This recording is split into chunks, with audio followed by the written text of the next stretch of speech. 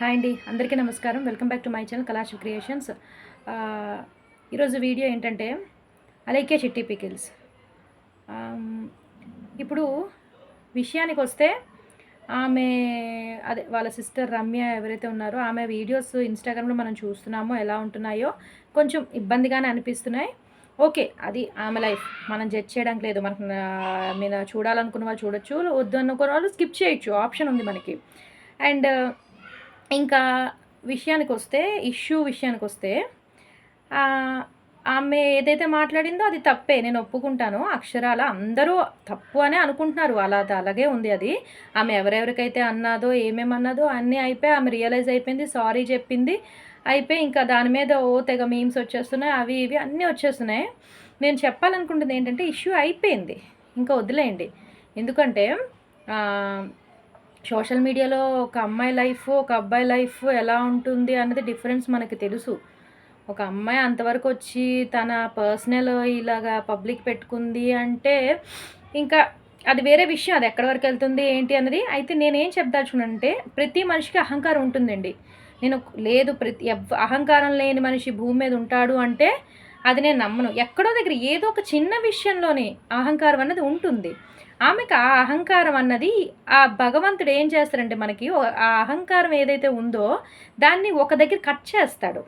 ప్రతి మనిషికి అహంకారంతో మీరు గమనించండి, అహంకారంతో ఏ మనిషి ముందుకెళ్ళాడు, కొంతవరకే వెళ్తాడు. అక్కడ నుంచి భగవంతుడు ఆటోమేటిక్గా కట్ చేసే సిచ్యువేషన్ ఇస్తాడనమాట. సో నేనేం చెప్తున్నానంటే ఆ సిచ్యువేషన్ ఆమెకి ఇప్పుడు వచ్చింది.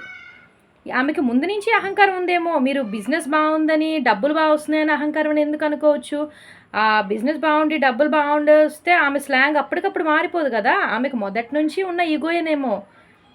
బేసిక్గా ఎవరికైనా ఉంటుంది ఈగో ఎక్కడో దగ్గర, ఆమెకి ఉంది. అది ఇప్పుడు ఈ సిచ్యువేషన్ ద్వారా ఆమెకి కట్ అయ్యింది, అవుతుంది కూడా, పక్కా డౌట్ లేదు, అయిపోతుంది. ఆమె ప్రెజెంట్ హాస్పిటల్లో ఉందంటున్నారు. మరి అది నిజమో కాదో మనకు తెలియదు, మనం చూడలేదు. ఇఫ్ ఇన్ కేస్ ఉంది అంటే మాత్రం ఇక్కడితో మాత్రం ఈ ఇష్యూని ఆపేయండి. చాలామంది ట్రోల్స్ చేశారు. అండ్ నాకు ఒక్కటే డౌటు, ఆమె ఇలా అన్నదని ఆ పర్సన్ ఎవరైతే ఉన్నారో ఆ పర్సన్ ఆడియో లీక్ చేశారు కదా, దాని తర్వాత ఒక్కొక్క ఆడియో లీక్స్ బయటకు వస్తున్నాయి కదా, అవి ముందెందుకండి రాలేదు కదా, ముందెందుకండి ట్రోల్స్ చేయలేదు, ముందెందుకండి ఎక్స్పోజ్ చేస్తున్నారని ఏ మహిళా సంఘాలు మాట్లాడలేదు, ఏ పర్సన్స్ మాట్లాడలేదు. వాళ్ళు ముందు నుంచి ఆమె రమ్య పర్సన్ ఎవరైతే ఉన్నారో వీడియోస్ చూస్తున్నాం మనం, కొంచెం ఎక్స్పోజింగ్ లాగే ఉన్నాయి, అన్నీ ఉన్నాయి కదా. మనము అన్నిటికీ మన చూసేసి కమెంట్స్ పెట్టేస్తున్నారు కొంతమంది. ఎందుకు అవన్నీ? ఇప్పుడు వాళ్ళకంటూ ఒక బ్యాడ్ రిమార్క్ వచ్చింది కాబట్టి అందరూ బయటకు వస్తున్నారు. కానీ అంతవరకు కూడా ఏ ఆడవాళ్ళు కానీ ఎవరు కానీ వాళ్ళని ఎందుకు ట్రిగ్గర్ చేయలేదు? ఇప్పుడు ఎందుకు ట్రిగ్గర్ చేస్తున్నారు? అంటే నేను వాళ్ళని సపోర్ట్ చేస్తున్నానని అనుకోకండి. ఏ ఇష్యూకైనా ఈ స్టేజ్లో ఒక అబ్బాయి ఉన్నా కూడా ఎవరైనా కానీ నేను చెప్తుంది అదే, ప్రతి పర్సన్కి ఈగో ఒక టైంలో కట్ అవుతుంది. ఈగో కట్ చేసే అవకాశం భగవంతుడు ఒక సిచ్యువేషన్లో ఇస్తాడనమాట. ఆ సిచ్యువేషన్ వీళ్ళకి వచ్చింది, తగ్గి ఉండొచ్చు, మేబీ తప్పు అయ్యిందో మంచి అయ్యిందో ఏదో అయ్యింది. ఇక్కడితో వాళ్ళని వదిలేయండి, ఇంకా ట్రిగ్గర్ చెయ్యొద్దు. అదొక్కటే నేను చెప్దాం అనుకుంటున్నాను. ఎందుకంటే ప్రతి ఒక్కరికి వాళ్ళ లైఫ్ అన్నది చాలా ఇంపార్టెంట్ అనమాట.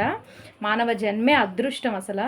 కాబట్టి దాన్ని అనవసరంగా వాళ్ళు ఈగోతోటి వాళ్ళు దాన్ని ఇది చేసుకోవచ్చు. మనం దాన్ని ఇంకా ట్రిగ్గర్ చేసి వాళ్ళ లైఫ్స్ని ఇబ్బంది పెట్టద్దు.